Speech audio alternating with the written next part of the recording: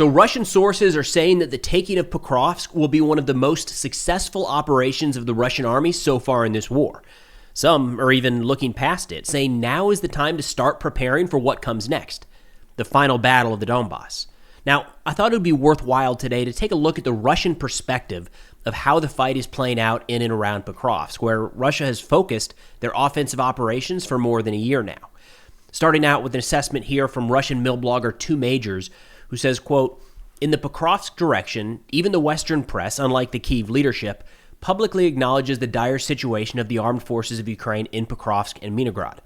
The enemy constantly counterattacks. Intense fighting is ongoing. Enemy channels claim that a military political decision has been made by Kyiv to hold this area as long as possible. All possible reserves will be used for this." They explain this by the fact that west of Pokrovsk is flat terrain without heights, which creates a threat of Russian armed forces gaining operational space, and this, given the release of our significant forces after the assault on Pokrovsk, threatens the enemy with a cascading collapse of a defense in a specific sector. Now I'm going to pull up a map to give you an idea of the area we're talking about today, and we are going to hear from Ukrainian sources in the back half of today's video, kind of pushing back on some of these assumptions being made by Russia. So we've got deep state map here under the satellite view. We're going to be zooming into the east here near Pokrovsk.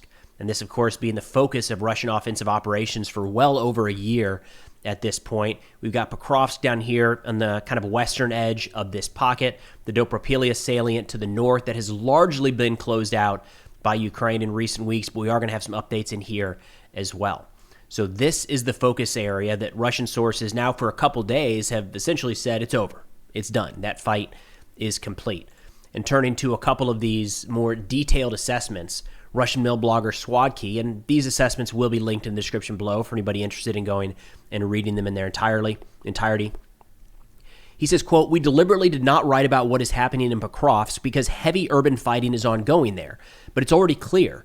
Its liberation will be one of the most successful operations of the Russian army in this war, and Pokrovsk itself will be the 3rd major city liberated by us, second only in territory and population to Mariupol and Bakhmut."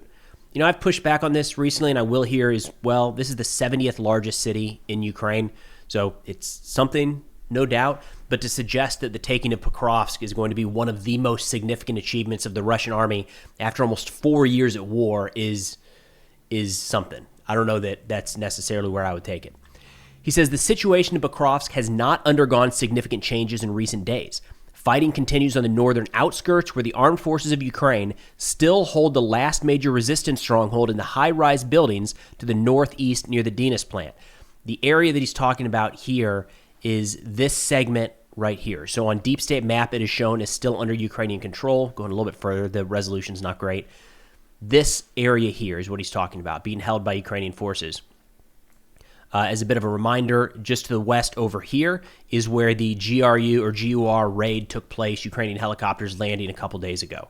So the activity that we've mostly seen is up north, although we do have some footage later in today's video showing Ukrainian flag planting all the way down here, pretty close to the southern portion of Pokrovsk. Continuing on here with Swadkey, he says, quote, "At the same time, immediately around the block of apartments buildings up here in the north begins the gray zone over which Ukraine continues to fight. The important point here is that the elite special forces have not been able to change the situation in Pokrovsk in any way, and I think will no longer be able to. Moreover, I assumed that the GUR special forces were airdropped by helicopter with the aim of securing the transfer of reinforcements from Hershny, right up here northwest. So his assessment of the GUR raid in this area was to open up this line of advance for reinforcements to come in from here. He says the plan, if it existed, failed. Reinforcements did not only not arrive, but Russian forces are already trying to advance in that direction. And we see that documented here with this gray zone marked by Deep State moving in that general direction. He says, accordingly, for Ukraine, the issue is no longer about taking Pokrovsk, but at least holding Hershny themselves. Even a partial loss of this village could lead to unpleasant consequences, as it would push Ukrainian drone operators away from the closest areas to Pokrovsk. And he talks about what he expects to come next in this battle, saying, quote, Ukraine is now trying to implement a quite clear plan. The Russia command, realizing that the breakthrough of Dobropilia was a failure, this area up here, where Russian forces did move through in small numbers and in recent weeks have been largely cleared out by Ukrainian reinforcements. He says Russia, following the recognition that this was a failure, shifted their main efforts south to Pokrovsk, which the Ukrainian army was able to successfully exploit. While Russian armed forces are taking Pokrovsk, Ukraine is able to cut off this entire flank. As a result, if successful, Ukraine will at least unblock Minograd, right here, which is still holding much better than Pokrovsk. The only question is whether Ukraine has enough strength and time. By engaging in such battles, Ukraine is abandoning its strategy of wearing down the Russian armed forces with a drone line and begins to fight by the rules imposed by the Russian general staff. And we'll wrap up here from Swacky here in a second, but I can see both sides of that. Both Russia and Ukraine, any military in any war is always trying to do that. You want the enemy to fight on your terms. Ukraine fell victim to this early in the war when we saw artillery battles taking place.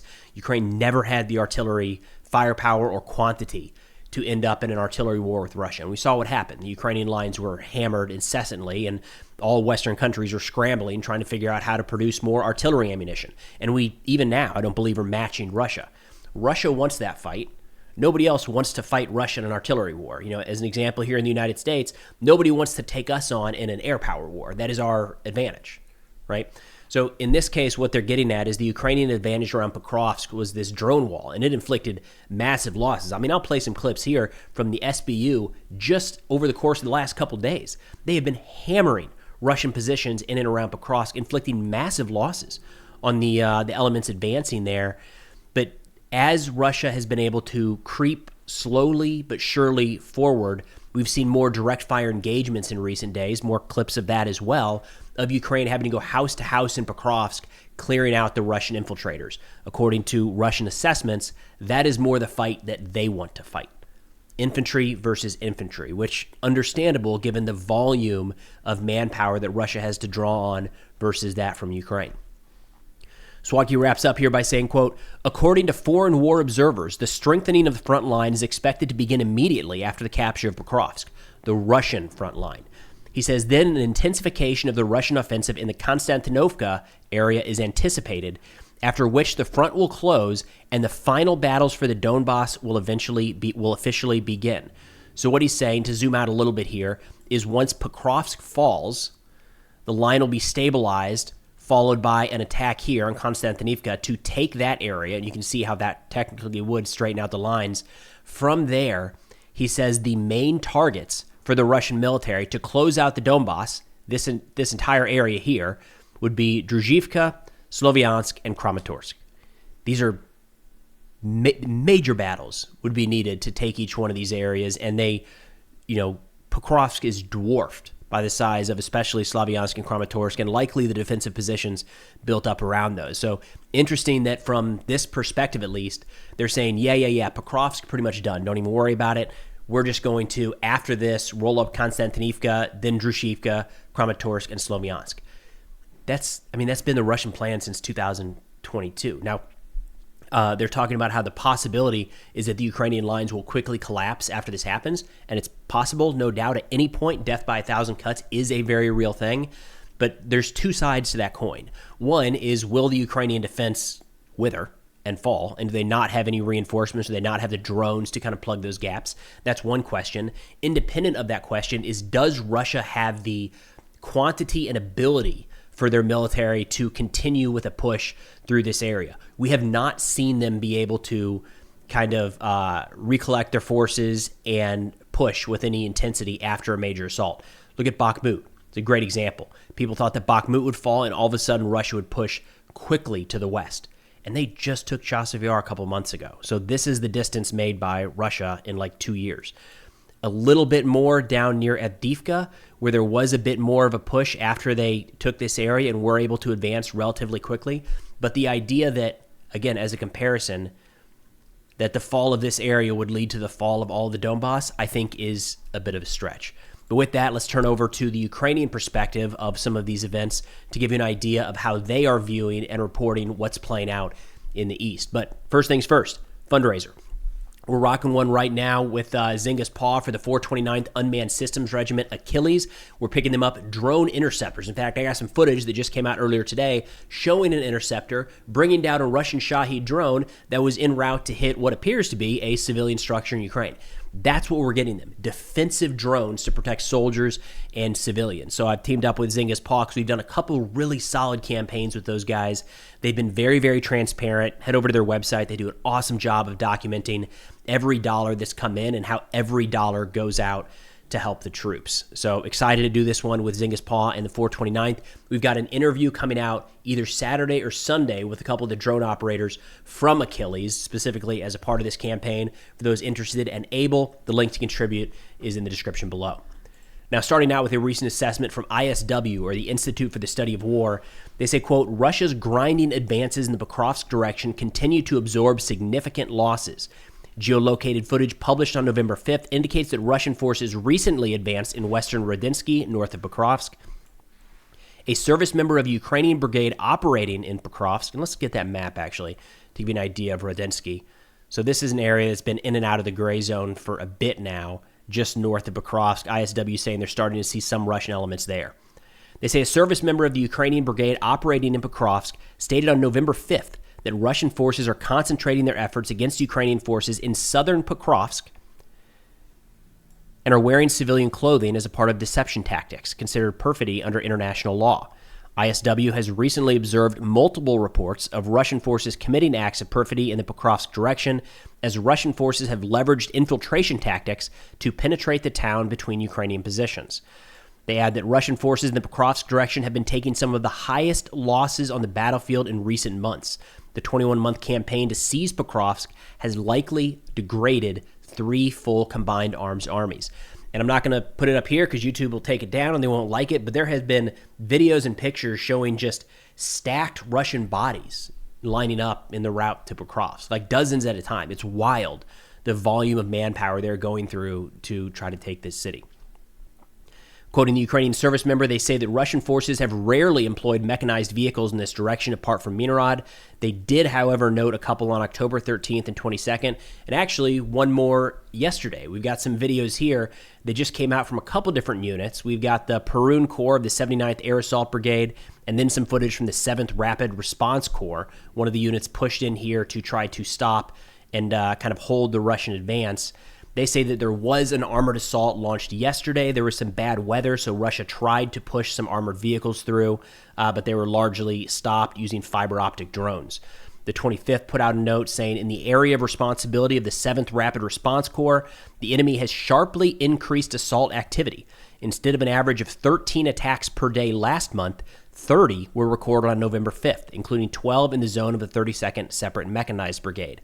In the Minograd area, the enemy continues to use armored vehicles. At dawn, the 38th Marine Brigade, together with adjacent units, repelled a mechanized assault, destroying 26 occupiers and 3 armored vehicles. And we are seeing right now a lot more footage come out from Ukraine than from Russia when it comes to what's happening in and around Pokrovsk. I don't know exactly how to read into that. We are getting plenty of Russian drone footage, especially from the Rubicon group, of their strikes against Ukrainian positions and their strikes against, dugouts, artillery, infantry, vehicles, things like that. But when it comes to actually seeing soldiers and service members operating in and around Pokrovsk and Minograd, the bulk of that right now is Ukrainian footage. One of those clips that just came out yesterday actually showed soldiers from the 425th Assault Regiment planting a flag in kind of southern Pokrovsk. In fact, before I play that, let me show you the area that this video took place. So this flag planting was right in this area here. So pretty far south, in an area that most maps, and we'll get into this in a second, have marked as held by Russia, certainly in the gray area, and a ways south in the gray area as well. So zooming out a little bit, down here, kind of right around where the K and the R, the O and the K in Pokrovsk is right about where this flag planting took place. So let's play that video here real quick.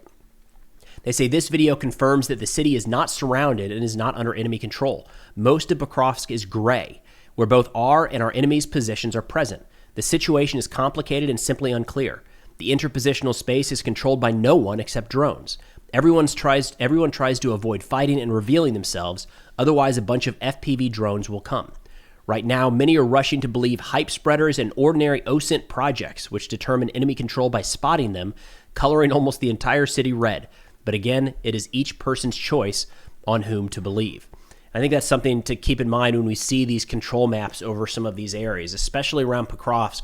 I mean, it definitely seems like the trend is that Russia is taking territory and Ukraine is certainly moving back. But in terms of how much of the city Russia holds, I mean, we've talked about this before. A lot of these locations have been 1, 2, 3 Russian soldiers at a time. Gray is the way to put it. It's contested until Russia moves up, reinforces that position, which it sounds like they are increasingly doing. Now, I've got another really solid assessment here from Michael Kaufman, an incredible analyst that I'll link in the description below. Again, all of these sources will be linked. Kaufman, in talking about Pokrovsk, kind of focuses on what comes next. What does this mean if Pokrovsk were to fall? He says if Pokrovsk falls, so does Minograd, and the pocket closes. The immediate result is that Russian forces will operate drones from Pokrovsk, using the city to displace Ukrainian units further back. Ukraine has defensive lines to withdraw to, so it can reset its defense. The conditions are arguably better than the circumstances around Avdiivka in 2024. Russian forces lack momentum, and the way they've been fighting won't generate it. Infiltration yields a creeping offensive, but it cannot yield operationally significant breakthroughs. Again, something we talked about just a few minutes ago in this video is the fall of Pokrovsk could mean a lot of things in a couple different directions, but the idea that it falls, that Russia is able to mass significant elements forward and then continue pushing before Ukraine takes up additional defensive positions, we just have not seen that capability from Russia yet in this war. So, maybe it happens. The smart money is to suggest that they're not capable of doing that right now. He says the challenge is that drones now affect fire control in 15 to 20 kilometer depths, such that it is not possible to withdraw equipment and much harder to extract people from pockets, especially any forward positions. And that's one to keep an eye on down here. So much of the focus is in the city of Pokrovsk. No doubt there are Ukrainian elements still in the southern and southeastern portion here, but some of these areas, the window appears to be closing when Ukrainian forces will be able to safely evacuate, if that is the plan. He said the city holds operational value. Its loss widens the Russian axis of advance in Donetsk, west of the Kramatorsk conglomeration of towns, but it does not open those cities to be quickly taken. Hence, the impact of losing Pokrovsk should not be overstated. Again, the Russian assessment a minute ago was Pokrovsk falls, then easy. We take Konstantinivka and then shift north to Kramatorsk and Slovyansk. I'm with Kaufman here. No doubt that is likely the big picture goal, but the suggestion that this would be a quick and easy maneuver is just not with reality. He says Russia's advance this year has been lackluster, especially along the axis they prioritized, specifically down here in Pokrovsk. He said the costs have been high as well relative to the amount of territory gained. Perhaps remarkably, the city has held for over a year, forcing Russian forces to go around it. Though over time, it turned into a defensive anchor to another salient, which has proven increasingly difficult to maintain. Pokrovsk is not insignificant, but the economic and logistical value of the city was lost long ago. Losing the city is now far less critical than preserving the force to ensure a sustainable defense in the medium to long term.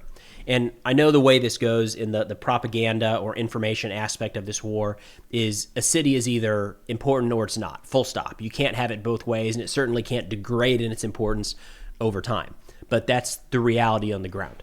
When Pokrovsk, let's see if we can go back 2024. We'll jump a full year back. Come on, there we go. All right, so look at Pokrovsk now. It's a crossroads. You can see how troops could come into this area and move into multiple other areas of the front.